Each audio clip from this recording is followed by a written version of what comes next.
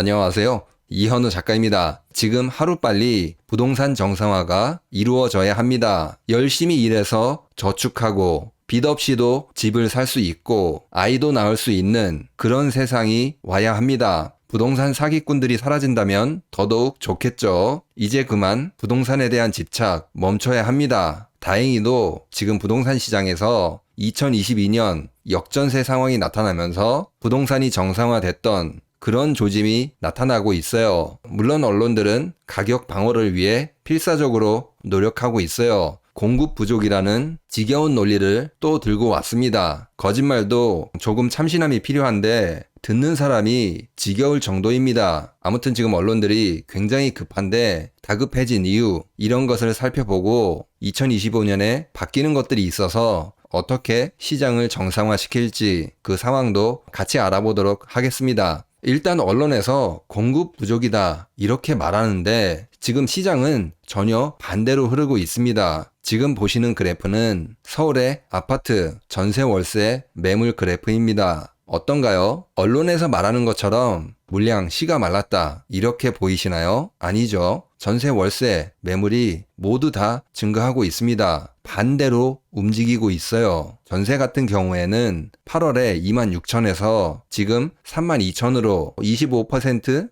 정도 늘어났습니다. 월세는 15,000건에서 18,000건으로 증가했어요. 9월이 시작되고 나서부터 증가했습니다. 스트레스 DSR 이게 도입이 되고 증가했습니다. 시장의 유동성이 감소하니까 어떻게 됐죠? 매물이 증가했어요. 지금 실제로 시장에서 2022년 역전세 그때와 비슷하다 이런 이야기가 나오고 있습니다. 매매 반토막, 돈줄 막혀서 전세도 안 나가, 대출 제한하니까 전세가 안 나가기 시작했다 그 말이죠. 이제 11월, 12월에 만기가 오는 집주인들이 다급해서 가격을 내려서 내놓고 있는데 소화가 안 되고 있다 이런 말이 나오기 시작했어요. 실제로 매물이 쌓여가고 있잖아요. 대출이 줄어들어서 사람들이 엄두를 못 내는 그런 분위기입니다. 대출이 막혀서 전세 계약이 안 되는 그런 사례도 많이 나오고 있다고 해요. 그런데 이게 왜 2022년하고 비슷하냐? 지금 보시는 그래프는 2022년의 서울 전세 월세 매물 그래프입니다. 어떤가요? 2022년 5월부터 급격하게 증가합니다. 그리고 뭐가 왔죠? 부동산 정상화가 찾아왔습니다. 지금 바로 그때와 비슷하게 흘러가고 있다는 거예요. 이때도 금리가 갑자기 올라서 사람들이 대출 받기 어려우니까 시장에서 가격이 내려갔어요. 지금도 스트레스 DSR 2단계를 도입해서 유동성을 확 줄였습니다. 대출을 확 줄였어요. 그랬더니 물량이 증가한 거죠. 그때와 모양새가 비슷합니다. 그리고 우리가 한 가지 더 생각해 봐야 되는 게 어느 교수가 나와서 입주 물량이 없다. 그래서 가격이 폭등할 것이다. 이런 이야기를 했어요. 하지만 2022년 저 당시에 입주 물량이 폭등했나요? 아니죠. 저 때도 언론들이 입주 물량 없다고 씨가 마른다고 똑같은 소리 했어요. 입주 물량 적다는 말은 입에 달고 다니는 거짓말쯤으로 생각하시면 돼요. 그리고 한 가지 더 생각을 해보면은 전세 매물 같은 경우에는 많이 상승했을 때 매물이 거의 7만 개 가까이 갔습니다. 지금 한 3만 2천 개 되니까 올라가기 시작하면은 금방 따라잡을 수 있어요. 2022년과 같은 역전세 상황이 충분히 벌어질 수 있다는 겁니다. 다음 주제를 말하기 전에 지금 혹시 인터넷을 알아보고 계신가요? 인터넷 민족에 전화 한 통 하시면은 쓰고 계신 인터넷 약정 교체하시고 최대 48만 원을 돌려드린다고 합니다. 추가로 정수기가 필요하시다면 최대 30만 원,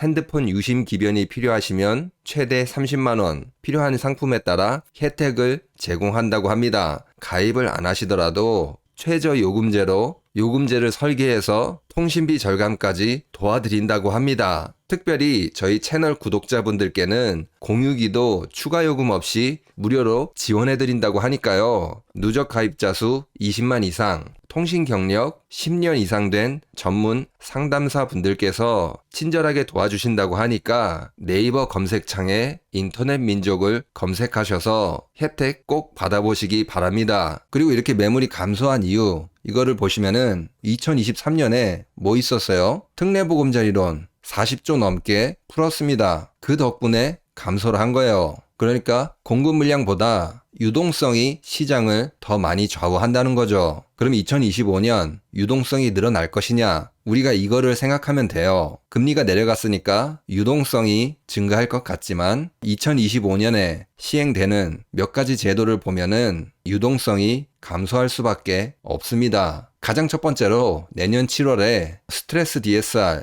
3단계가 도입이 됩니다. 지금 2단계 도입으로 시장이 완전히 얼어붙었어요. 그런데 3단계가 도입이 되면은 어떻게 될까요? 3단계가 도입되는 즉시 거의 2022년과 비슷한 그 정도의 매물이 쏟아지면서 가격이 정상화될 것입니다. 여기에 플러스 전세대출도 제한을 한다. 지금 이런 이야기가 나오고 있거든요. 그런데 이거는 시장에서 자동으로 전세대출이 줄어들 겁니다. 은행들이 안 해주려고 할 겁니다. 왜냐면은 허그가 사실상 파산입니다. 지금 전세보증보험 이거를 가입해서 사람들이 전세 사기 당하거나 돈을 못 돌려받거나 이런 경우에 허그가 돈을 돌려주고 있잖아요. 그런데 지금 돌려준 돈이 너무 많아서 거의 바닥을 보이고 있어요. 앞으로 돌려줄 돈이 없을 수도 있습니다. 2022년 말에 허그의 자산이 6조 정도 수준이었습니다. 그런데 2023년 2조로 4조나 쪼그라들었습니다. 3분의 1로 쪼그라들었다는 거예요. 그런데 지금 2024년에 돌려줘야 될 돈이 6조 3천억으로 예상되고 있습니다. 지금 자산이 2조 남았는데 6조 돌려줘야 된다고 합니다. 어떻게 된다는 거예요? 못 돌려주는 사태가 벌어진다는 겁니다. 그러니까 정부에서 전세대출 제한 한 해 만에 이런 이야기가 나오는 겁니다. 돈을 이렇게 다 돌려주다가는 정부가 망하게 생겼어요. 지금 여기뿐만 아니라 다른 데도 다 마이너스잖아요. 메꿔야 될 때가 많은데 지금 이것까지 신경을 쓰기가 어렵다는 거죠. 돈이 거의 바닥을 보이고 전세 자금을 못 돌려주면은 시장에서는 어떤 일이 벌어질까요? 일단 먼저 은행이 전세 대출을 안 해주려고 할 거예요. 은행이 제일 계산이 빠르거든요. 전에는 전세 대출을 많이 해준 이유가 정부한테 돌려받을 수 있다. 이런 확신이 있었기 때문입니다. 그런데 정부가 못 돌려준다. 이렇게 되면 어떻게 돼요?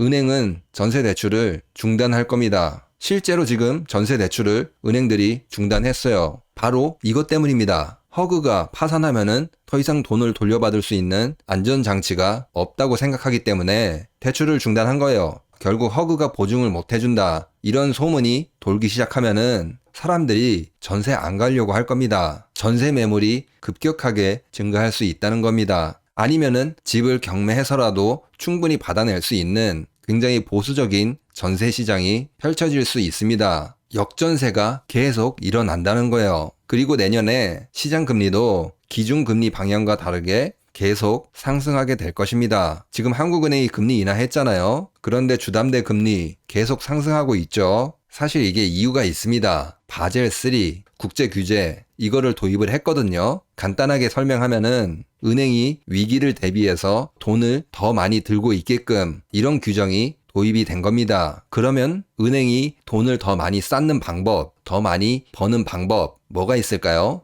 대출금리 올리는 것밖에 없습니다. 대출금리 올려서 이자 수입 늘린 다음에 호주머니에다가 돈을 계속 쌓아두면 돼요. 그렇게 하라고 2023년 5월에 규정이 도입이 됐습니다. 이게 한 40% 정도 단계가 진행이 됐습니다. 그렇기 때문에 아직도 한 60% 남았어요. 결국에는 2025년에도 대출 금리가 계속 오른다는 겁니다. 계속 대출이 막힌다는 거죠. 2022년 전세 매물 쌓이면서 역전세가 일어난 것처럼 비슷하게 상황이 흘러가게 될 겁니다. 이 중에서 당연히 스트레스 DSR 3단계 도입이 가장 큰 효과를 나타낼 거라고 생각합니다. 강력한 부동산 정상화가 진행이 될 것입니다. 그러면 오늘 영상은 여기서 마치도록 하겠습니다. 구독과 좋아요 꼭 부탁드립니다. 감사합니다.